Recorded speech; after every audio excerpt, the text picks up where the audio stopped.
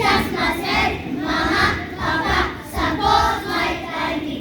Please hear my cry, dear Mommy, dear Daddy. I am a child at the tender age of 9. All I need is to go to school, but not a piece of talent. Fetching water, fetching firewood, looking after the animals, taking care of the baby.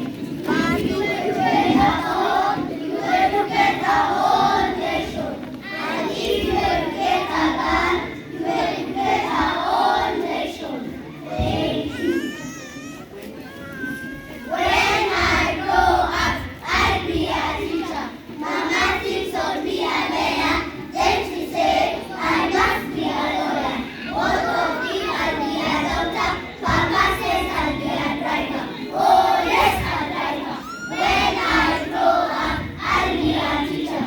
To get a chance to teach a teacher, teach the mayor and then the lawyer, both the doctor and the driver. Wow, what a joy to be a teacher. Forever and ever, I'll be a teacher. So to teach, teacher, teach. A pilot is a person who flies and aeroplane. A doctor is a person who treats sick people. A driver is a person who drives a vehicle. A carpenter is a person who makes furniture. A farmer is a person who works in a farm. A butcher is a person who sells meat. A butcher is a teacher. A teacher is a person who teaches in a school. I am a teacher. I love my profession. Thank you. You clap for them.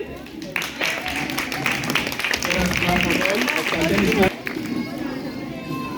we are almost coming to the end of presentations.